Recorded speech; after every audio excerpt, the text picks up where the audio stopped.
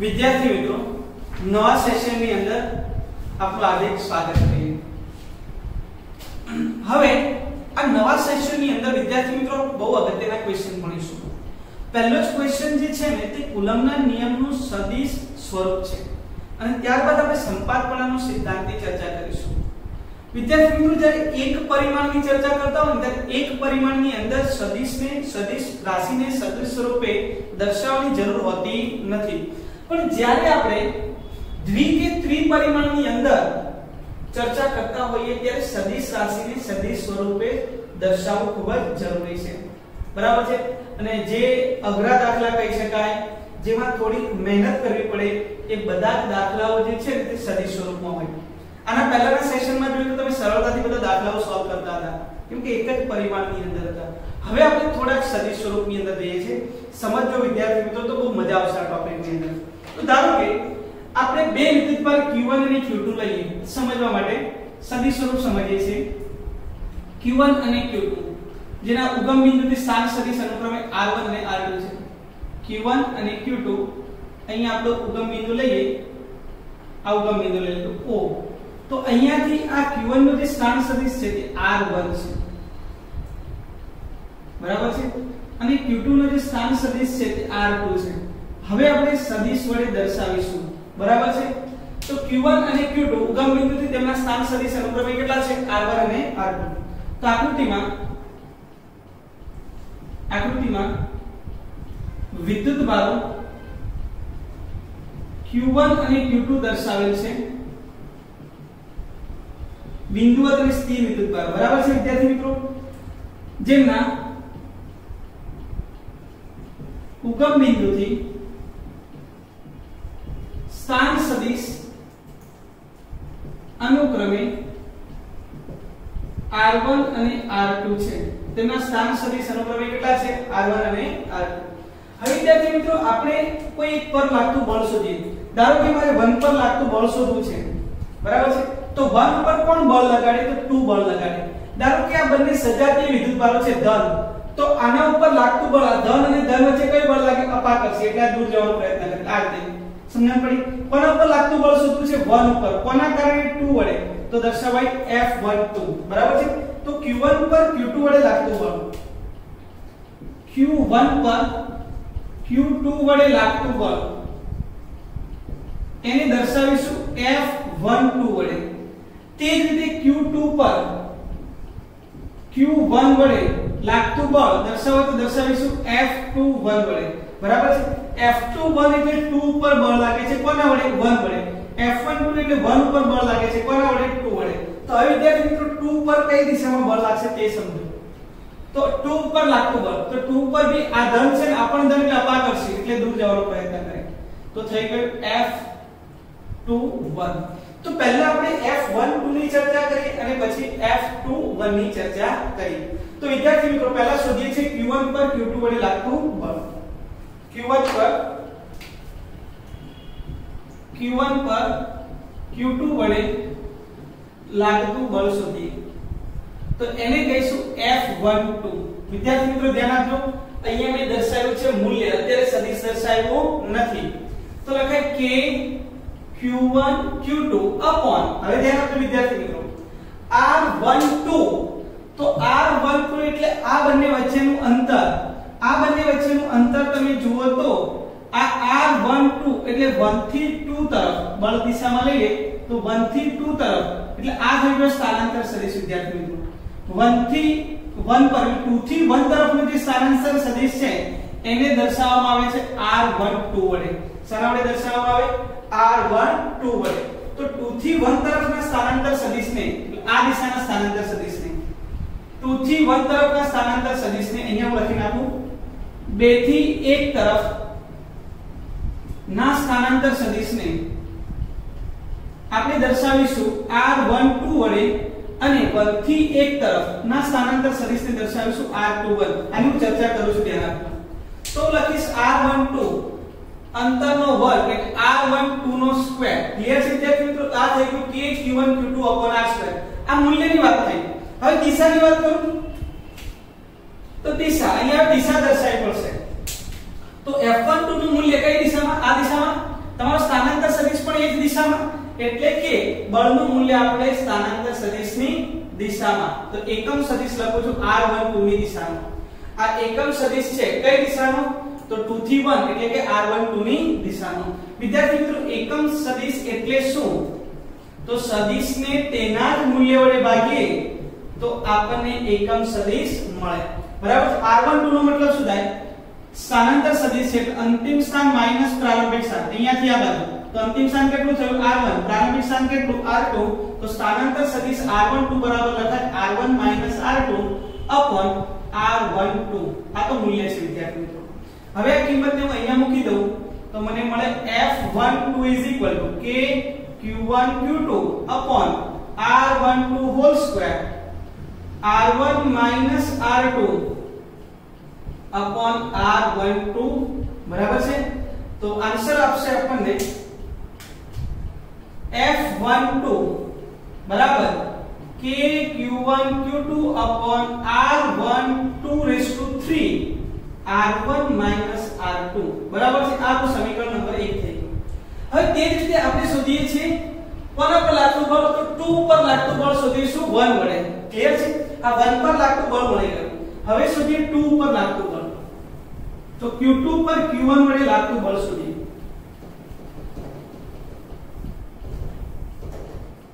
q2 પર q1 વડે લાગતું બળ.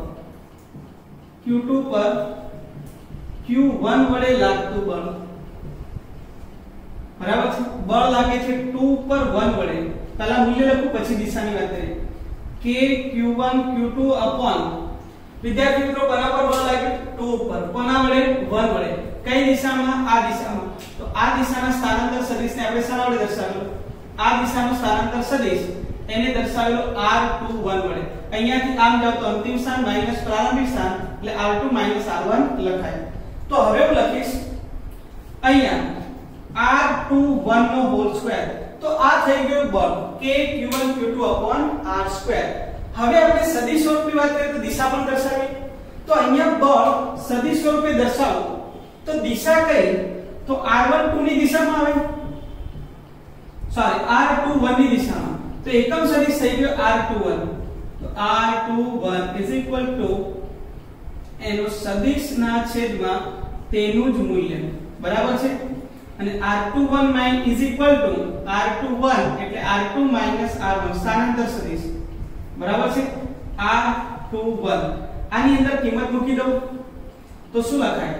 f21 k q1 q2 upon r21 r2 r1 ના છેદમાં r21 બરાબર k q1 q2 upon r21 નો ક્યુબ r2 r1. વિદ્યાર્થી મિત્રો આને આપણે સમીકરણ નંબર 2 આપી દઈએ.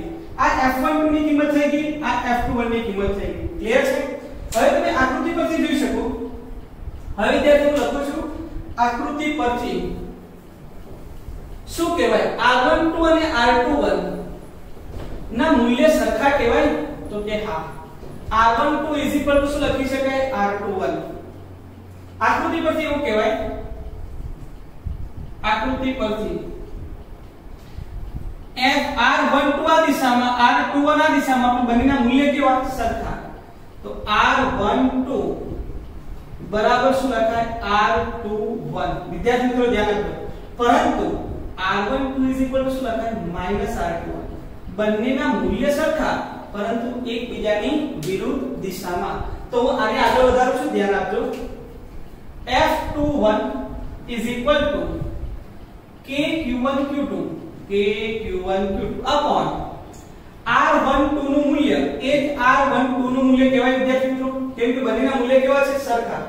હવે આમાંથી માઈનસ કોમન કાઢી નાખો તો શું થઈ જાય? r1 r2. બરાબર છે?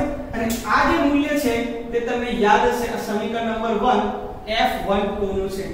એનો મતલબ એ થયો કે f21 f12 બંને પર લાગતા બળો સમાન મૂલ્યના અને પરસ્પર વિરુદ્ધ દિશામાં હોય છે. એનો મતલબ કે આ કુલમ્બનો નિયમ જે છે તે ન્યૂટનના ગતિના ત્રીજા નિયમનું પાલન કરે છે. તો વિદ્યાર્થી મિત્રો આ થઈ ગઈ સદિશ સ્વરૂપની ચર્ચા, એ પણ આપણે ડિટેલની અંદર કરી સ્થાનાંતરના ફેરફાર સાથે, બરાબર છે, સ્થાનના ફેરફાર સાથે. તો આ વાત પૂરી થઈ ગઈ કુલમ્બના નિયમના સદિશ સ્વરૂપની. હવે વિદ્યાર્થી મિત્રો કુલમ્બનો નિયમ જે છે તે ક્યારે વાપરીશું? તો કુલમ્બનો નિયમ દ્વારા આપણે બળનું મૂલ્ય શોધી શકીએ. ક્યારે? જ્યારે બે પદાર્થો આપેલા હોય ત્યારે.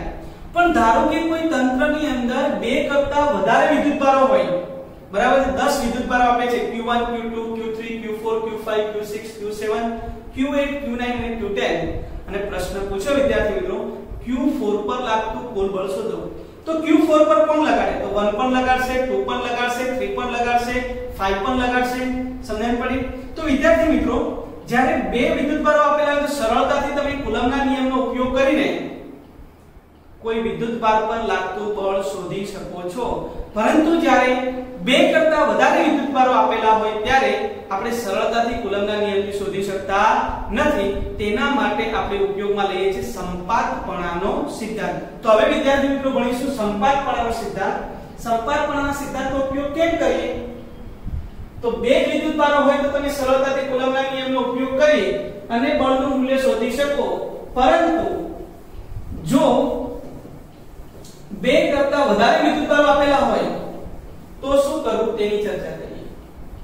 ધ્યાન આપો. હવે અગત્યનો ટોપિક સંપાતપણાનો સિદ્ધાંત સમજીએ.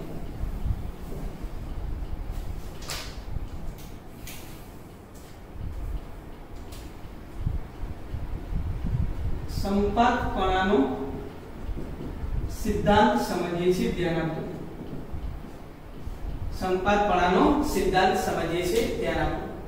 એવું કહેવામાં આવે કે બે કરતા વધારે વિદ્યુતભારો આપેલા હોય અને તેમાંથી કોઈ એક વિદ્યુતભાર પર લાગતા બળનું મૂલ્ય શોધવું હોય ત્યારે સંપાતપણાના સિદ્ધાંતનો ઉપયોગ કરવામાં આવે છે. તો બે કરતા વધુ વિદ્યુતભારો ધરાવતા તંત્રમાં કોઈ વિદ્યુતભાર પર એટલે કોઈ એક વિદ્યુતભાર પર લાગતા બળનું મૂલ્ય શોધવા માટે સંપાતપણાના સિદ્ધાંતનો ઉપયોગ કરવામાં આવે છે. સંપાતપણાના સિદ્ધાંતનો ઉપયોગ કરવામાં આવે છે. વિદ્યાર્થી મિત્રો ધ્યાન આપીશું. સંપાતપણાના સિદ્ધાંતનો ઉપયોગ કરવામાં આવે છે. તો સંપાતપણાનો સિદ્ધાંત આપણે અગાઉ પણ ભણી ચૂક્યા છીએ. ક્યાં ભણેલા છે યાદ કરો. આપણે ભણ્યા હતા ચેપ્ટર નંબર લગભગ 14 કે 15 નંબર તરંગો. યાદ છે વિદ્યાર્થી મિત્રો? જો કોઈ એક બિંદુ પાસે એક કરતા વધારે તરંગો એકબીજા ઉપર સંપાત થતા હોય તો તે બિંદુ પાસેનું પરિણામી સ્થાનાંતર એ દરેક તરંગના સ્વતંત્ર સ્થાનાંતરના સદિશ સરવાળા જેવું હતું. આ જે વાત હતી તે પણ સંપાતપણાનો સિદ્ધાંત હતો, પણ તે સ્થાનાંતરની વાત હતી. અહીંયા વિદ્યાર્થી મિત્રો વાત છે બળની. ક્લિયર છે? ચાલો વિદ્યાર્થી મિત્રો પહેલા આપણે ત્રણ વિદ્યુતભારો લઈએ છીએ, બરાબર છે, Q1 Q2 અને Q3. ત્રણ વિદ્યુતભારો લઈએ છીએ. અહીંયા આપણે લીધો Q1, અહીંયા લીધો Q2, અહીંયા લીધો Q3. આ ત્રણ વિદ્યુતભાર લીધા. આ ઉગમ બિંદુ છે, બરાબર છે. Q1 કે જેનું સ્થાન સદિશ છે R1, Q2 કે જેનું સ્થાન સદિશ છે R2 અને Q3 કે જેનું સ્થાન સદિશ છે R3. તો આ ત્રણ વિદ્યુતભારોથી બનેલા તંત્રની અંદર તમને પ્રશ્ન પૂછે વિદ્યાર્થી મિત્રો કે R1 પર લાગતું પરિણામી બળ શોધો. કોના પર લાગતું બળ શોધો? Q1 પર લાગતું પરિણામી બળ શોધો. તો Q1 પર કોણ બળ લગાડે? Q2 પણ બળ લગાડે અને Q3 પણ બળ લગાડે. વેરી મોસ્ટ ઇમ્પોર્ટન્ટ વસ્તુ બોલું છું, ધ્યાન આપજો કે જ્યારે એક કરતા વધુ વિદ્યુતભારોથી બનેલા તંત્રમાં જ્યારે કોઈ એક વિદ્યુતભાર પર લાગતું બળ બીજા વિદ્યુતભાર વડે લાગતું બળ શોધતા હોય ત્યારે આ ત્રીજા વિદ્યુતભારની હાજરીની આ બંને વિદ્યુતભારો પર લાગતા બળ પર કોઈ અસર થતી નથી. એટલે કે બે વિદ્યુતભારો વચ્ચે લાગતું બળ નું મૂલ્ય હું જ્યારે ગણતો હોઉં ત્યારે આની હાજરીની અસર આ બંને વિદ્યુતભારો પર લાગતા બળના મૂલ્ય પર થતી નથી, જેને કહેવામાં આવે છે ટુ બોડી ફોર્સ. શું કહેવામાં આવે? Two body force. ક્લિયર છે વિદ્યાર્થી મિત્રો? ટુ બોડી ફોર્સ નો મતલબ સમજી લેજો. તો વિદ્યાર્થી મિત્રો આ ટુ બોડી ફોર્સ ની વાત કરી. હવે આપણે વાત કરીએ Q1 પર લાગતું પરિણામી બળ. તો Q1 પર કોણ બળ લગાડે? Q2 અને Q3. તો ચાલો આ બંનેની જોડતી રેખા ઉપર બળ લાગે તો Q1 ઉપર Q2 દ્વારા, તો Q1 ઉપર Q2 દ્વારા બંને સમાન સજાતી વિદ્યુતભાર હોય તો અપાકર્ષી બળ લાગે. 1 પર 2 દ્વારા લાગતું બળ. હવે આ Q3 છે તો 3 પણ આની પર બળ લગાડશે, એ પણ બંનેની જોડતી રેખા ઉપર. કઈ આકર્ષી કે અપાકર્ષી? તો અપાકર્ષી. તો આને કહીશું F3 1 પર 3 વડે લાગતું બળ. ક્લિયર છે વિદ્યાર્થી મિત્રો? તો સંપાતપણાના સિદ્ધાંત શું કહે છે? તો જો તંત્રની અંદર એક કરતા વધારે વિદ્યુતભારો આપેલા હોય તો કોઈ એક વિદ્યુતભાર પર લાગતું પરિણામી બળ એ બાકીના તંત્રમાં રહેલા બાકીના દરેક વિદ્યુતભાર વડે ઉદ્ભવતા સ્વતંત્ર બળના સદિશ સરવાળા જેટલું હોય છે. સમજણ પડી? તો એક ઇક્વેશન લખો તો વધારે આઈડિયા આવશે કે 1 પર લાગતું બળ એ 1 પર 2 વડે, 1 પર 3 વડે, આ બધા વડે લાગતા બળના સદિશ સરવાળા જેટલું હોય છે. તો એક કરતા વધુ વિદ્યુતભારોથી બનેલા તંત્રમાં કોઈ એક વિદ્યુતભાર પર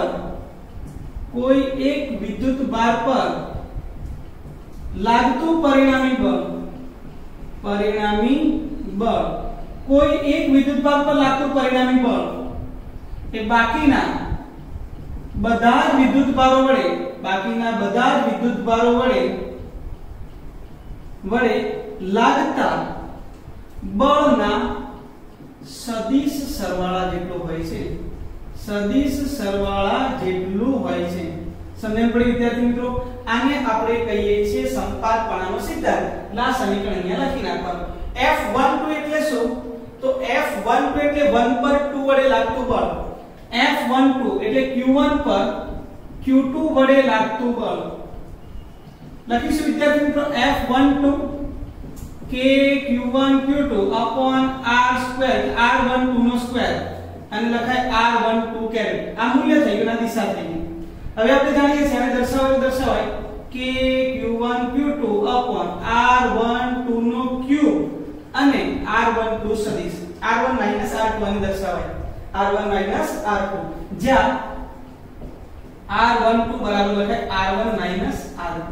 આ વાત થઈ ગઈ Q1 પર લાગતું બળ Q2 દ્વારા. તે જ રીતે Q1 પર Q3 વડે લાગતું બળ, તે જ રીતે Q1 પર Q3 વડે લાગતું બળ શોધીએ છીએ વિદ્યાર્થી મિત્રો. F13 k Q1 Q3, 13 એટલે r13 આ રીતે લખી નાખવાનું સ્ક્વેર, અને દિશા કઈ તો r13 ની જ હોય. આ થઈ ગયું r12, આ થઈ ગયું r13, બરાબર છે? તો r13 જે છે તેને સમજીએ છીએ. ધ્યાન આપો k Q1 Q3 r13 નો ક્યુબ અને સદિશ r13. સદિશ r13 નો મતલબ શું થાય? r13 અંતિમ માઈનસ પ્રારંભિક એટલે r1 r3. સીધી ભાષાની વાત. અહીંયા જે લખો છો તે અહીંયા લખો અને પહેલામાંથી બીજું શું કરો બાદ, એટલે સરળતાથી ઇક્વેશન તમે લખી શકો.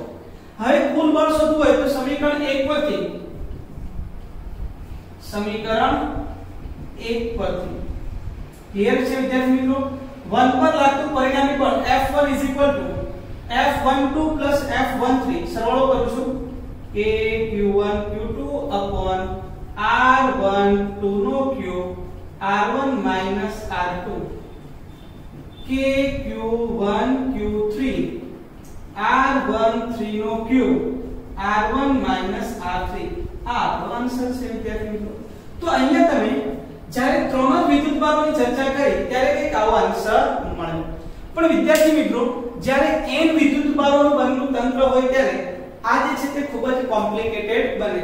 તો તમને સંપાતપણાનો સિદ્ધાંત પૂછે વિદ્યાર્થી મિત્રો તો આટલું લખી શકાય. ક્લિયર છે? હવે આપણે વિચારીએ છીએ આમાં થોડું આગળ વધીએ કે અહીંયા ત્રણ વિદ્યુતભારો છે એટલે કે n વિદ્યુતભારો હોય તો શું થાય તેની ચર્ચા કરીએ. ધ્યાન આપો. સંપાતપણાનો સિદ્ધાંત સમજીએ છીએ n વિદ્યુતભારો માટે.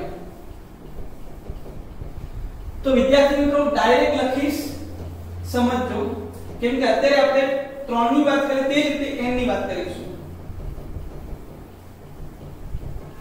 અને થોડુંક સમજી લીધું હોય ઇક્વેશન તો ડાયરેક્ટ લખતા આવડશે ઇક્વેશન કેવી રીતે લખવાનું તે સમજી લેજો ચાલો n વિદ્યુતભારોથી બનેલા તંત્રમાં n વિદ્યુતભારો થી બનેલા તંત્ર માટે આપણે સંપાતપણાનો સિદ્ધાંત સમજીએ છીએ ધારો કે તંત્રની અંદર n વિદ્યુતભાર રહેલા છે જેમના મૂલ્ય q1 q2 up to qn અને તેમના સ્થાન સદિશ ઉગમ બિંદુથી કેટલા છે r1 r2 up to rn ધારો કે વિદ્યુતભારો q1 q2 up to qn છે તેમજ તેમના સ્થાન સદિશો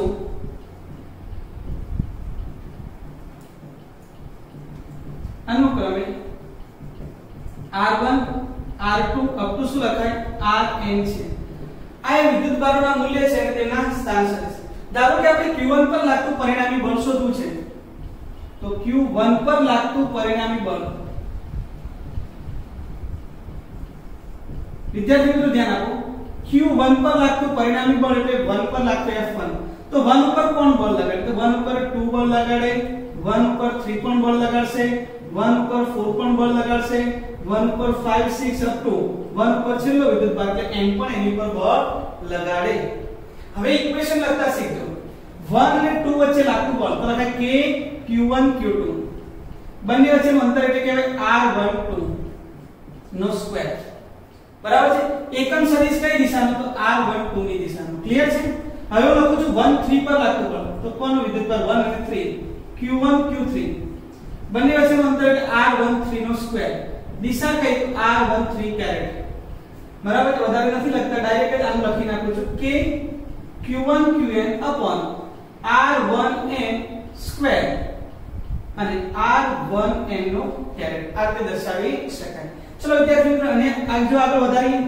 કે q1 q2 r12 નો સ્ક્વેર સદિશને તેના જ મૂલ્ય વડે ભાગી નાખીએ તો આવું લખાય કે q1 q3 r13 square r13 ના છેદમાં સદિશ r13 બરાબર છે કે q1 qn upon r1n whole square સદિશ r1n અને તેનું મૂલ્ય ક્લિયર છે વિદ્યાર્થી મિત્રો ચલો હજુ આગળ વધીએ તો લખાશે કે q1 q2 r12 નો ક્યુબ r12 નો મતલબ થાય r1 r2 સ્થાનાંતર સદિશ k q1 q3 r13 નો cube r1 r3 plus k q1 qn upon r1n cube r1 rn આ ઇક્વેશન થઈ ગયું વિદ્યાર્થી મિત્રો આપણા સંપાતપણાના સિદ્ધાંતનું ક્લિયર છે તો આ જે છે તે n વિદ્યુતભારો આપેલા હોય તો પણ આપણે સરળતાથી આ રીતે તેના પર લાગતું પરિણામી બળ શોધી શકીએ આને આપણે સમેશનના સ્વરૂપમાં લખવું હોય તો બરાબર છે F બરાબર F1 વિદ્યાર્થી મિત્રો ધ્યાન આપો આ બધામાંથી કોમન નીકળશે k અને q1 હવે થોડું ધ્યાન આપો સમેશન ઇક્વેશન લખું છું ધ્યાન આપો કઈ રાશિ બદલાય છે કઈ વસ્તુ નથી બદલાતી તે જોઈ લઈએ તો ચલો k q1 તો આપણે બધામાંથી કોમન કાઢી દીધા ખાસ બાયોલોજીના વિદ્યાર્થી ધ્યાન આપે આમાંથી કઈ રાશિ નથી બદલાતી તો જો અહીંયા r1 છે અહીંયા r1 છે અહીંયા r1 છે એટલે આ તો નહીં બદલાય અને અહીંયા જો આ r1 બરાબર છે તો એટલું લખી નાખું છું આ લખી નાખીશ જે નથી બદલાતું તે અને જે બદલાય છે તે પણ જોઈ લઈએ તો શું નથી બદલાતું તે લખું છું r અને 1 આ નથી બદલાતું એનો ક્યુબ નથી બદલાતો અહીંયા લખીશ r1 બરાબર છે r1 માઈનસ અહીંયા બદલાય છે બરાબર છે આ જે છે તે બદલાય છે 2 3 4 બરાબર 5 6 up to n અહીંયા q2 q3 આ જે બદલાય છે તે શું બદલાય તો જો ધ્યાન આપો અહીંયા q2 q3 q4 q5 બદલાય છે અહીંયા 3 4 5 બદલાય છે અને અહીંયા બદલાય છે તો અહીંયા તમે જો તો અહીંયા દરેક જગ્યાએ કેટલા છે 2 2 2 અહીંયાથી 3 3 3 4 4 4 અપ ટુ ક્યાં સુધી? તો n સુધી. તો અહીંયા બધાને એક કોએફિશિયન્ટ આપી દો i, બરાબર છે? આપણે ધારી લઈએ કે i. હવે i બરાબર આપણે ક્યાંથી લખીશું? 1 થી 2 થી n. 2 થી n. ચલો હવે i બરાબર ધારો કે 2 છે તો શું લખાય? q2 r1 r2 i જગ્યાએ 2 લખાય અને r12 નો ક્યુબ. ક્લિયર છે? હવે 3 મૂકીએ તો શું લખાય? r q3 r1 r3 upon r13 નો ક્યુબ પ્લસ 4 મૂકીશું તો 4, 5 મૂકીશું તો 5, ક્યાં સુધી? n સુધી. તો જનરલાઇઝ ફોર્મ્યુલા થઈ ગયો. This is generalized formula. સંપાતપણાનો સિદ્ધાંતનું જનરલાઇઝ સમીકરણ મળી ગયું. તો વિદ્યાર્થી મિત્રો, n વિદ્યુતભારોનું બનેલું તંત્ર હોય તો તમે સંપાતપણાના સિદ્ધાંત મુજબ સરળતાથી તમે તેની અંદર, બરાબર છે, બળનું મૂલ્ય શોધી શકો. વિદ્યાર્થી મિત્રો, અહીંયા આપણે બળની ચર્ચા કરી. તે જ રીતે જેટલી પણ સદિશ રાશિ આવશે એ સદિશ રાશિની અંદર આપણે સંપાતપણાના સિદ્ધાંતનો ઉપયોગ કરીશું. વિદ્યુત ક્ષેત્રની અંદર આ પછીનો મુદ્દો છે, તેની અંદર પણ આ એક અગત્યનો ભાગ ભજવે છે. તમે જોયું તો ગુરુત્વાકર્ષણ બળની અંદર પણ જ્યારે આપણે બળોની ચર્ચા કરતા હતા ત્યારે પણ આવી જ કંઈક આપણે ચર્ચા કરી હતી. ક્લિયર છે વિદ્યાર્થી મિત્રો? તો અહીંયા આપણો કુલમ્બના નિયમનું સદિશ સ્વરૂપ કમ્પ્લીટ થયું અને તેની બાદ આપણે સંપાતપણાના સિદ્ધાંતની ચર્ચા કરી, તે પણ અહીંયા કમ્પ્લીટ. તો હવે આપણે કુલમ્બના નિયમના સદિશ સ્વરૂપ અને સંપાતપણાનો સિદ્ધાંત જે છે તેના આધારે જેટલા પણ દાખલાઓ છે ટેક્સ્ટબુક ની અંદર આપણે હવે તેની ચર્ચા કરીશું. ચલો વિદ્યાર્થી મિત્રો, હવે આપણે દાખલાની શરૂઆત કરીએ. ઉદાહરણ નંબર 6. L લંબાઈના સમબાજુ ત્રિકોણના શિરોબિંદુઓ પર 3 વિદ્યુતભારો Q1 Q2 Q3 દરેક Q બરાબર છે તેવા મૂકેલા છે. આકૃતિમાં દર્શાવ્યા મુજબ ત્રિકોણના મધ્ય કેન્દ્ર પર મૂકેલા વિદ્યુતભાર કેપિટલ Q પર લાગતું બળ કેટલું હશે? તો અહીંયા વિદ્યાર્થી મિત્રો, સમબાજુ ત્રિકોણના શિરોબિંદુઓ પર Q વિદ્યુતભાર આપેલા છે. Q1 Q2 Q3 બરાબર Q આપેલા છે. આપણો સમબાજુ ત્રિકોણ છે, બરાબર છે? આને આપણે કહી દઈએ Q1, આને કહી દઈએ Q2 અને કહી દઈએ Q3. બરાબર છે? Q1 બરાબર પણ Q આપેલો છે, Q2 બરાબર પણ Q આપેલો છે અને Q3 બરાબર પણ શું આપેલો છે? Q. આના કેન્દ્ર પર રહેલા વિદ્યુતભાર, આના કેન્દ્ર પર રહેલા કેપિટલ Q વિદ્યુતભાર પર લાગતું પરિણામી બળ શોધવાનું છે. તો અહીંયા કેપિટલ Q લઈ લઈએ, બરાબર છે? આના પર લાગતું આપણે બળ શોધવાનું છે. સમબાજુ ત્રિકોણ છે વિદ્યાર્થી મિત્રો, એટલે બધી જ બાજુઓ કેવી થઈ જાય? સરખી થઈ જાય. ક્લિયર છે? તો કેન્દ્ર પર કોણ બળ લગાડે? તો Q1 ના કારણે પણ બળ લાગશે, Q2 ના કારણે પણ બળ લાગશે અને Q3 ના કારણે પણ અહીંયા બળ લાગે. તો હવે શોધીએ છીએ. ધ્યાન આપજો વિદ્યાર્થી. અહીં Q1 બરાબર Q2 બરાબર Q3 બરાબર Q આપેલું છે, બરાબર છે? Q1 બરાબર Q2 બરાબર Q3 બરાબર Q આપેલું છે. ચાલો આને કહી દઈએ A, આને કહી દઈએ B અને કહી દઈએ C. હવે વિદ્યાર્થી મિત્રો, આના પર લાગતું બળ શોધવું હોય એના વડે તો શું આપણે કુલમ્બના નિયમ મુજબ લખીશું? K Q Q upon શું લખાય? R². R એટલે આ બંને વચ્ચેનું અંતર, એટલે આને આપણે કહીશું R. ચલો વિદ્યાર્થી મિત્રો, પહેલા R શોધી નાખો. તો R કેવી રીતે શોધીશું તે ધ્યાનથી સમજજો. વિદ્યાર્થી મિત્રો, આ કુલ L છે તો આ કેટલું થઈ જશે? L/2 થઈ ગયું. આ આપણે શોધવાનું છે R. ટોટલ એંગલ સમબાજુ ત્રિકોણ છે એટલે 60 ડિગ્રી, તો અડધો એંગલ કેટલો થશે? 30. હવે જો પાછળની બાજુને કોણ છે તો આકૃતિ પરથી cos 30 લઈ લઈએ. આકૃતિ પરથી cos 30 પાછળની બાજુના છેદમાં કોણ એટલે L/2 અને R. cos 30 ની કિંમત આવે √3/2, બરાબર છે? તો એ સરખાવ તો લખાય L/2R √3/2. 2 કેન્સલ થઈ ગયા તો R બરાબર લખી શકાય L/√3. ક્લિયર છે? R ની કિંમત મળી ગઈ. હવે આ R નું મૂલ્ય હોય તો આ પણ R નું મૂલ્ય થઈ જાય, આ પણ R થઈ ગયું, બરાબર છે? અને O કહી દઈએ તો OA બરાબર OB બરાબર OC બરાબર શું લખાય? R. આકૃતિ પરથી એવું પણ કહી શકાય વિદ્યાર્થી મિત્રો OA બરાબર OB બરાબર OC બરાબર R અને A ની કિંમત આવે L/√3. હવે આપણે કેપિટલ Q પર લાગતું બળ આપણે Q1 ના કારણે પણ શોધીએ, Q2 ના કારણે પણ શોધીએ અને Q3 ના કારણે પણ શોધીએ. અહીંયા ડાયરેક્ટ લખવું હોય તો પણ લખી શકાય. શું લખાય? બોલો Q1 ના કારણે મળતું બળ કેમ મળે કે Q1 Q2 r2 Q r2. બોલો આ બન્યું છે બળ K Q r2. એ પણ સરખું થયું K Q શું લખાય r2. બરાબર. એટલે દરેક જોડ વડે મળતું જે બળ છે એનું મૂલ્ય કેવું મળે? સમાન મળે. કેટલું મળે તે પણ જોઈએ. તો અહીં A પરનો જે વિદ્યુતભાર છે A પરનો Q વિદ્યુતભાર એના દ્વારા કેપિટલ Q પર લાગતો બળ A પરના વિદ્યુતભાર Q વડે કેપિટલ Q પર લાગતું બળ કુલમ્બિયન બળ. ચલો ધ્યાન આપજો. A F of A પરના વિદ્યુતભાર દ્વારા લાગતું બળ કેટલું મૂલ્ય આવ્યું? Q r2. પરંતુ r નું મૂલ્ય કેટલું? તો L/√3 નો સ્ક્વેર એટલે L2/3 3 ઉપર ગયે 3kq અપોન શું લખાય? L2. એ જ રીતે B પરના વિદ્યુતભાર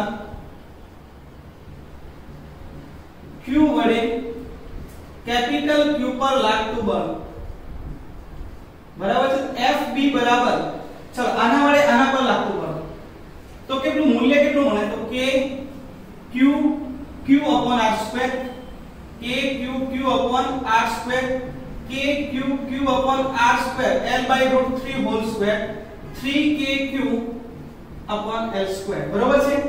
આ થઈ ગયું FA, આ થઈ ગયું FB. બરાબર છે. C પરના વિદ્યુતભાર Q વડે Q પર લાગતું બળ આ દરેક વડે શોધી નાખીશું. Q પર લાગતું બળ F of C is equal to KQQ upon r2 KQQ upon L/√3 whole square 3kq upon L2. તો અહીંયા તમે જોઈ શકો વિદ્યાર્થી મિત્રો કે FA બરાબર FB બરાબર શું છે? FC જેને આપણે F કહી દઈએ. બરાબર છે. હવે દરેકની દિશા જોઈએ છે. ધ્યાન આપજો કે આના પર લાગતું બળ કોના દ્વારા? Q1 દ્વારા. પહેલાની વાત કરીએ તો આના પર કયું બળ લાગે? આકર્ષી કે અપાકર્ષી? તો બંને ધન છે એટલે કયું બળ લાગે? અપાકર્ષી. એટલે દૂર તરફ જશે. તો આ બળ થઈ ગયું તમારું F1. બરાબર છે. આના પર લાગતું બળ એટલે આની ચર્ચા કરીશું. આ કઈ દિશામાં ગતિ કરશે? તો ધન છે એટલે અપાકર્ષી બળ, ઋણ હોય તો આકર્ષી બળ. આની વાત કરવાની છે. ચાલો હવે Q2 આ ધન છે ને આ પણ ધન છે એટલે આના પર અપાકર્ષી બળ લાગે એટલે આ દૂર તરફ જવાનો પ્રયત્ન કરે. F2 ક્લિયર છે. હવે જો આના ઉપર આના વડે લાગતું બળ એ પણ અપાકર્ષી એટલે આનાથી દૂર જવાનો પ્રયત્ન કરે. F3 ક્લિયર છે. આ ત્રણેયની દિશા સાથેનું કામ થઈ ગયું. તો હવે જો હું ફ્રી બોડી ડાયાગ્રામ દોરું એ ત્રણેયનો તો આ રીતે દોરી શકાય. F1 કઈ આ દિશામાં છે? F1 ની જગ્યાએ હું લખી નાખું છું FA ની જગ્યાએ this is A, this is B and this is C. FA ની જગ્યાએ આપણે લખી નાખ્યું F. FB ની જગ્યાએ આપણે લખી નાખીએ F. અને FC ની જગ્યાએ પણ લખી નાખ્યું F. હવે તમે જુઓ કે અહીંયા કેટલા ખૂણા બને? તો આ 30 ડિગ્રી છે તો આની સાથે સમક્ષિતિ સાથે 30 બને, આની સાથે સમક્ષિતિ સાથે 30 બને. ક્લિયર છે. આ જે છે લાઈન એક જ છે. જોજો ધ્યાન આપજો. એ સમક્ષિતિ સાથે કેટલો ખૂણો બનાવે? 30. તો આ થઈ ગયો 30 અને આ પણ થઈ ગયો 30. હવે એને ઘટકો શોધી નાખો. આનો આ ઘટક મળે F cos 30, આ ઘટક મળે F sin 30, આ બાજુનો ઘટક મળે F cos 30 અને આ બાજુનો ઘટક મળે F sin 30. તો પરિણામી બળ બરાબર Q પર લાગતું પરિણામી બળ F is equal to બરાબર છે F cos 30 I caret plus I caret minus F cos 30 I caret. આ પ્લસ I caret છે, આ માઈનસ. આમ તો જોવા જઈએ તો બંને સમાન મૂલ્યની વિરુદ્ધ દિશા એકબીજાની અસર કેન્સલ કરે. ચલો plus F sin 30 J caret plus F sin 30 J caret minus f આ તો એકબીજાની અસર નાબૂદ વિદ્યાર્થી મિત્રો આ f/2 j કેરેટ આ પણ f/2 j caret minus f j caret નીચે તરફ છે એટલે ચલો f/2 plus f/2 f j caret minus f j caret એટલે આન્સર શું આવે 0 વિદ્યાર્થી મિત્રો આન્સર કેટલો આવે છે 0 ન્યૂટન આને બહુ બધી રીતે પણ ગણી શકાય આ એક સિમ્પલ મેથડ હતી બીજી એક મેથડ એવી પણ છે જો ડાયરેક્ટ લખી શકો કે અહીંયા દરેક જોડ વડે ઉદ્ભવતું બળ જે છે તે સમાન મૂલ્યનું છે એટલે Fa બરાબર Fb બરાબર Fc બરાબર F kq/r² અને અહીંયાથી દાખલો સ્ટાર્ટ કરી શકાય બરાબર જે શોર્ટમાં લખવું હોય તો અહીંયાથી સ્ટાર્ટ કરી શકાય પણ દાખલો ધારો કે 3 કે 4 માર્ક્સમાં પૂછાય તો પૂરેપૂરું સોલ્યુશન લખવું હોય તો તમે આ તે લખી શકો ક્લિયર છે હવે આપણે નેક્સ્ટ દાખલા તરફ જઈએ છીએ વિદ્યાર્થી મિત્રો હવે આપણે સોલ્વ કરીશું દાખલા નંબર 7 એટલે આના પછીનો જે દાખલો છે તે ઉદાહરણ નંબર 7 સરસ દાખલો છે આકૃતિમાં દર્શાવ્યા મુજબ q q અને -q વિદ્યુતભારોને સમબાજુ ત્રિકોણના શિરોબિંદુઓ પર મૂકવામાં આવે છે દરેક વિદ્યુતભાર પર કેટલું બળ લાગશે વિદ્યાર્થી મિત્રો અહીંયા પ્રશ્ન પૂછ્યો છે દરેક વિદ્યુતભાર પર લાગતું બળ શોધો એટલે અહીંયા આપણે જેમ એક વિદ્યુતભાર પર શોધ્યું તેવી રીતે દરેક એટલે આ જ દાખલો તમારે 3 વાર ગણવાનો થાય ખબર પડી પરંતુ આપણે એને થોડુંક શોર્ટમાં બતાવવાનો પ્રયત્ન કરીશું વિદ્યાર્થી મિત્રો ધ્યાન આપજો ઉદાહરણ નંબર 7 ની વાત કરીએ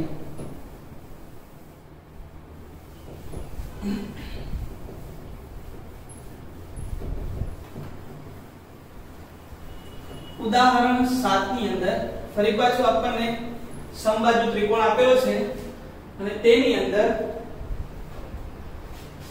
આપણને વિદ્યુતભારો આપે છે q q અને -q જો અગાઉના દાખલા પરથી એક તારણ નીકાળો વિદ્યાર્થી મિત્રો સમજી લેજો q q અને q તો અહીંયા બળ 0 મળે ખબર પડી આવું પણ હોય તો પણ q q q q તો અહીંયા બળ કેવું મળશે 0 સમમિત વિદ્યુતભાર હોય એટલે કે બધી જ બાજુ સરખો વિદ્યુતભાર સમાન રીતે વિતરિત હોય તેના કેન્દ્ર પર હંમેશા બળ કેવું મળવાનું છે 0 મળવાનું છે સમજણ પડી ચોરસ હોય લંબચોરસ હોય ત્રિકોણ હોય વર્તુળ હોય બરાબર છે વર્તુળ હોય અને બધી બાજુ વિદ્યુતભાર સમાન રીતે વિતરિત હોય તો કેન્દ્ર પર બળ કેવું થવું જોઈએ 0 થવું જોઈએ એનો મતલબ આ પ્રકારનો કોઈ પણ દાખલો પૂછાય તો હમણાં જે રીતે સોલ્વ કર્યો તે પ્રમાણે કરવાનો પણ આન્સર 0 આવવો જોઈએ તે ધ્યાન રાખવાનું MCQ માં પૂછાય તો ડાયરેક્ટ સોલ્વ કરી શકાય આન્સર કેટલો આવશે 0 ચલો નંબર 7 ની વાત કરી આકૃતિમાં દર્શાવ્યા મુજબ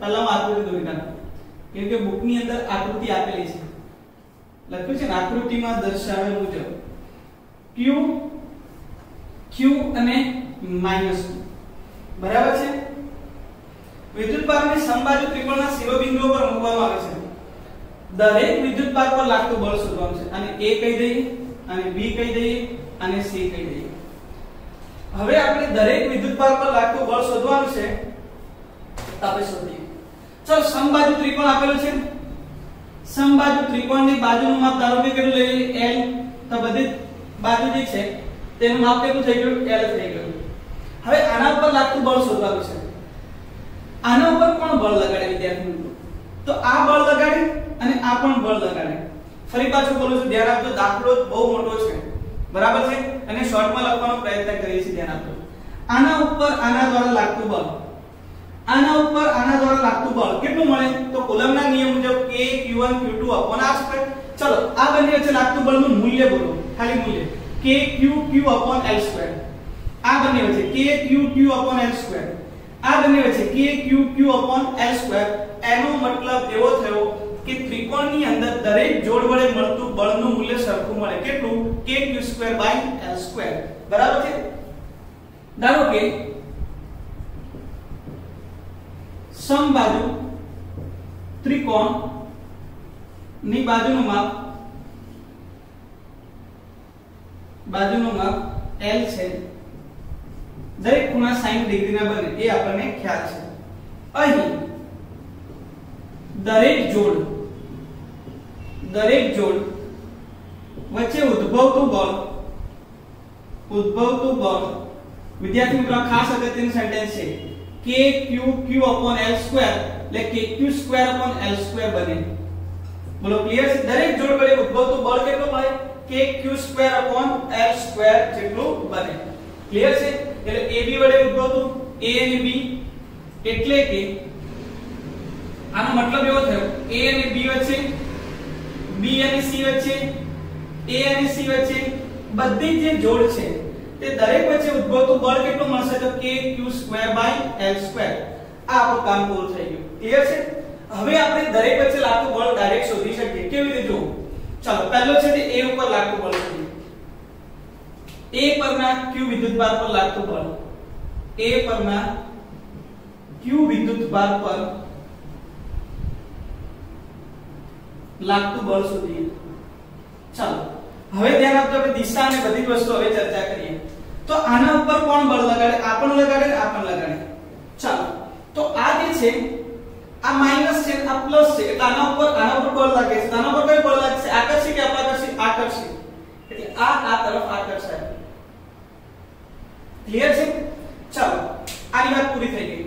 કોના વડે બળ લાગે? A ઉપર બળ લગાડે છે કોણ? C. તો AC ની વાત આ દિશામાં. હવે A ઉપર કોણ લગાડે? B પણ લગાડે. તો આ બંને ધન છે એનો મતલબ આના ઉપર આકર્ષી બળ લાગે કે અપાકર્ષી? તો અપાકર્ષી, એટલે કે દૂર જવાનો પ્રયત્ન કરે. આ A ઉપર કોને બળ લગાડે? તો B. તો વિદ્યાર્થી મિત્રો AFAB આ દિશામાં છે, FAC આ દિશામાં. આ ખૂણો આપણને ખબર હોય છે 60 ડિગ્રી. તો આ કેટલો થઈ ગયો? 120.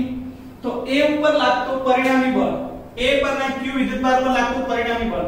વિદ્યાર્થી મિત્રો બે સદિશોનું પરિણામી સદિશનું સૂત્ર √a² + b² + 2ab cos θ મુજબ ડાયરેક્ટ સોલ્યુશન કરું તો તેના પર લાગતું પરિણામી બળ, A ઉપર લાગતું પરિણામી બળ FA બરાબર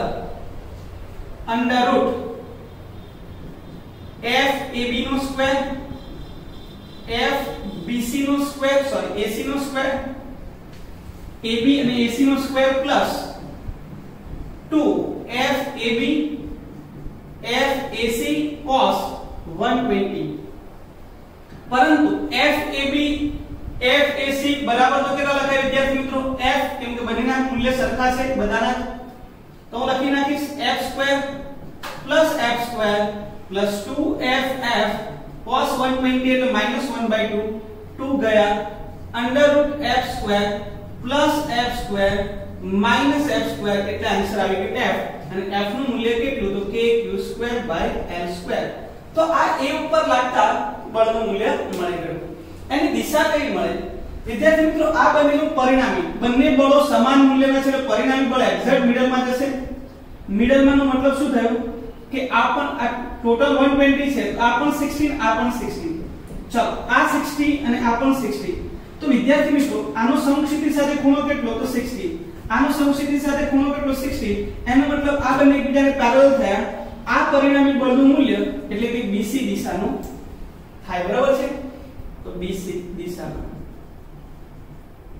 B થી C તરફની દિશામાં આપણને મળે. આ A પર જે વિદ્યુતભાર Q છે તેના પર લાગતા બળનું મૂલ્ય આપણને મળે અને દિશા પણ મળે. એ જ રીતે હવે B ઉપર લાગતા બળની વાત કરીએ. ચાલો ધ્યાન આપજો વિદ્યાર્થી મિત્રો. B પરના Q વિદ્યુતભાર પર લાગતું બળ શોધીએ. B પરના Q વિદ્યુતભાર પર લાગતું બળ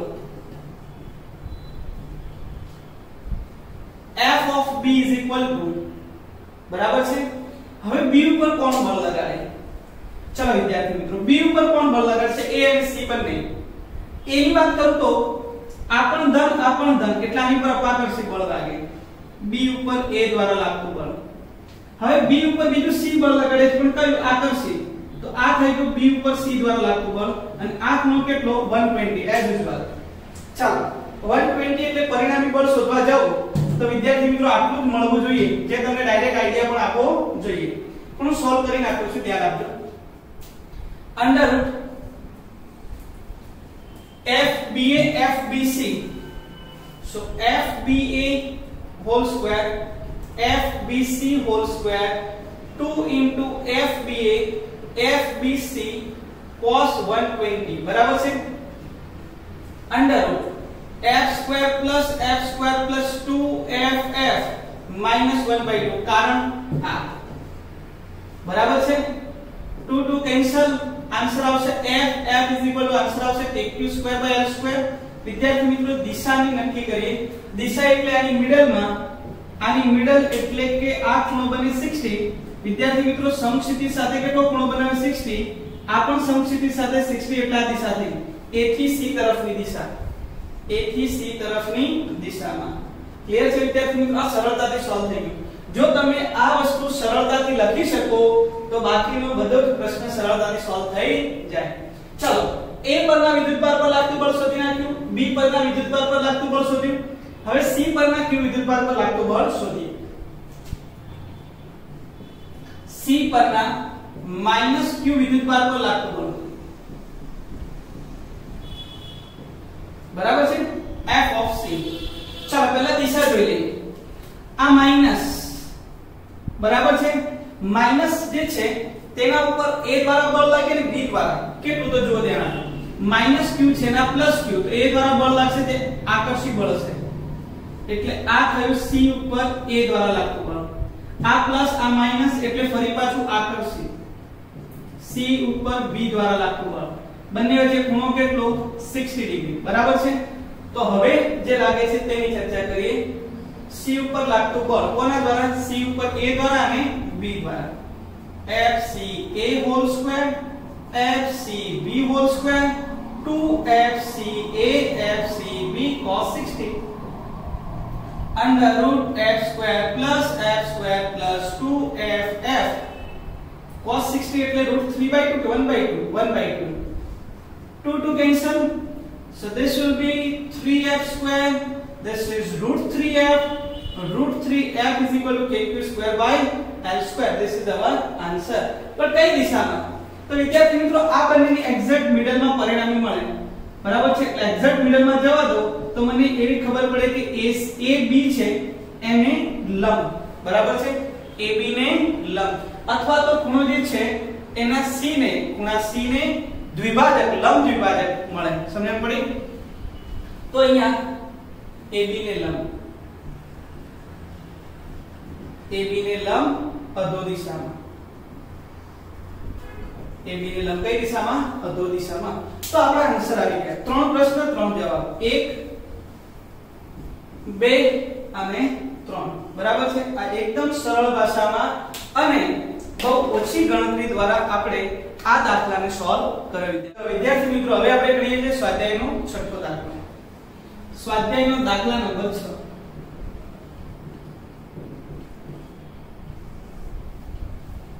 ચાર બિંદુવત વિદ્યુતભારો QA 2 માઇક્રોકુલમ, QB -5 માઇક્રોકુલમ, QC 2 માઇક્રોકુલમ અને QD -5 માઇક્રોકુલમ એક 10 સેન્ટીમીટરની બાજુવાળા ચોરસ ABCD ના શિરોબિંદુઓ પર અનુક્રમે રહેલા છે. ચોરસના કેન્દ્ર પર મૂકેલા 1 માઇક્રોકુલમ વિદ્યુતભાર પર લાગતું બળ શોધો. તો હવે ધ્યાન આપજો વિદ્યાર્થી મિત્રો. ચોરસ ના 4 શિરોબિંદુઓ પર આપણને 4 વિદ્યુતભારો આપેલા છે અને આપણે કહીએ A B C અને D. ચાલો A ખૂણા ઉપર વિદ્યુતભાર કેટલો આપેલો છે? 2 માઇક્રોકુલમ. QA 2 માઇક્રોકુલમ, QB -5 માઇક્રોકુલમ, QC 2 માઇક્રોકુલમ અને QD કેટલો આપેલો છે? -5 માઇક્રોકુલમ. આ પણ 4 વિદ્યુતભાર આપેલા છે. આ દરેક બાજુનું માપ 10 સેન્ટીમીટર છે બરાબર છે. તેના કેન્દ્ર પર 1 કુલમ જેટલો વિદ્યુતભાર મૂકવાનો છે, 1 માઇક્રોકુલમ જેટલો, અને તેના પર લાગતું પરિણામી બળ શોધો. ચલો આના કેન્દ્ર પર પહેલા હું કેન્દ્ર નક્કી કરી દઉં અને કહી દઈએ O. આના ઉપર આપણે 1 માઇક્રોકુલમ વિદ્યુતભાર મૂકી દઈએ. તો આ વિદ્યુતભાર પર લાગતા બળનું મૂલ્ય શોધો. તો વિદ્યાર્થી મિત્રો ખાસ ધ્યાન રાખજો. A ઉપર કોણ બળ લગાડે? તો સોરી આ 1 માઇક્રોકુલમ ઉપર A પણ બળ લગાડશે, B પણ બળ લગાડે, C પણ લગાડે અને D પણ લગાડે. ચલો પહેલા હું A ની વાત કરું. તો આ બંને વચ્ચે આ અંતરને હું R લઈ લઉં. ચલો આ બંને વચ્ચે લાગતા બળનું મૂલ્ય ઓરલી ચેક કરી લેજો k q1 q2 r2 એટલે k12 r2. ચલો આ બંને વચ્ચે લાગતું બળ k12 r2 એનો મતલબ આ બંને વચ્ચે લાગતા બળો સમાન મૂલ્યના છે. હવે દિશાની વાત કરું તો O ઉપર A વડે લાગતું બળ, ચલો આ ધન અને આ પણ ધન, એનો મતલબ આના ઉપર લાગતું બળ અપાકર છે એટલે દૂર ખસે એટલે આમ જશે, બરાબર છે. આ કોના ઉપર? તો કેન્દ્ર પર A દ્વારા લાગતું બળ એટલે F A વડે દર્શાય. હવે જો ધ્યાન આપો આ જે છે તે પ્લસ છે અને આ પણ પ્લસ છે એટલે C દ્વારા લાગતું બળ. ધ્યાન આપો વિદ્યાર્થી મિત્રો, તો આ પણ ધન એટલે ફરી પાછું આના પર અપાકર છે બળ એટલે આ દૂર જશે એટલે કઈ લાગ્યું FC. વિદ્યાર્થી મિત્રો FA અને FC સમાન મૂલ્યના અને પરસ્પર વિરુદ્ધ દિશાના એકબીજાની અસર નાબૂદ કરે. હવે વાત કરીએ B અને D ની. ચલો આ 1 માઇક્રોકુલમ પર આના વડે લાગતું બળ, તો મૂલ્યની વાત કરું તો શું લખાય? k q1 q2 r2 k15 r2 એટલે આના દ્વારા લાગતું બળ અને આના દ્વારા લાગતું બળ સમાન મૂલ્યનું બને. હવે દિશાની વાત કરીએ. ચલો 1 માઇક્રોકુલમ ધન છે, આ કેવો છે? ઋણ, એનો મતલબ આના પર આકર્ષી બળ લાગે. આ B દ્વારા લાગતું બળ. ક્લિયર છે? તે જ રીતે હવે આની વાત કરીએ D ની, તો D ઋણ છે, આ 1 માઇક્રોકુલમ ધન છે એટલે આના ઉપર આકર્ષી બળ લાગે એટલે આ દિશામાં. તો અહીંયા પણ તમે જોઈ શકો FB અને FD જે છે તે સમાન મૂલ્યના અને પરસ્પર વિરુદ્ધ દિશાના થયા માટે આ બંને પણ એકબીજાની અસર નાબૂદ કરે. તો કુલ બળ જે છે તે 1 માઇક્રોકુલમ પર લાગે તે કેવું મળે? 0 મળે. પણ લખવું કેવી રીતે વિદ્યાર્થી મિત્રો? તો ધ્યાન આપજો. તો અહીં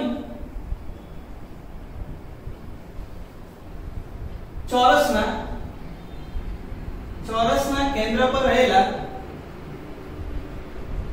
1 માઇક્રોકુલમ વિદ્યુત ભાર પર A અને B પર રહેલા ચોરસના શિરોબિંદુઓ A અને B પર રહેલા વિદ્યુત ભારો વડે લાગતું બળ, બરાબર છે. આના વડે લાગતું બળ કયું છે? FA અને C પર રહેલા વિદ્યુત ભાર વડે લાગતું બળ FA અને FC છે. પરંતુ FA બરાબર શું લખાય? -FC અથવા તો FA બરાબર FC. એટલે બંનેના મૂલ્ય સમાન છે પરંતુ દિશા કેવી છે? વિરુદ્ધ. એટલે તમે લખી શકો FA FC બરાબર શું લખી શકાય? 0. આ બંનેનું ટોટલ કેવું થાય? 0 થાય. તે જ રીતે ચોરસના કેન્દ્ર પર રહેલા 1 માઇક્રોકુલમ વિદ્યુત ભાર પર B અને D પર રહેલા વિદ્યુત ભારો વડે લાગતું બળ FB અને FD છે. વિદ્યાર્થી મિત્રો ધ્યાન આપો, FB અને FD. પરંતુ તમે જોઈ શકો FB અને FD સમાન મૂલ્યના અને પરસ્પર વિરુદ્ધ દિશાના એટલે FB FD પણ કેવા થાય? 0. માટે 1 માઇક્રોકુલમ પર લાગતું પરિણામી બળ કેટલું લાગે? તો પરિણામી બળ FA FB FC શું લખાય? FD, બરાબર છે. FA FC 0, FB FD 0 એટલે આન્સર કેટલો આવે? 0 ન્યૂટન. સમજણ પડી વિદ્યાર્થી મિત્રો? તો અહીંયા આપણો આન્સર કેટલો આવે છે? 0 ન્યૂટન. તો વિદ્યાર્થી મિત્રો અહીંયા જે આપણે બળના દાખલા હતા કે જે સંપાતપણાના સિદ્ધાંત પર આધારિત હતા તે દાખલાની ચર્ચા પણ આપણે પૂરી કરી. હવે આપણે નેક્સ્ટ સેશનની અંદર મળીશું વિદ્યાર્થી મિત્રો, અને નેક્સ્ટ સેશનની અંદર આપણે ભણીશું વિદ્યુત ક્ષેત્ર વિશેની ચર્ચા. ક્લિયર છે? તો થેન્ક યુ વિદ્યાર્થી મિત્રો. હવે મળીએ નેક્સ્ટ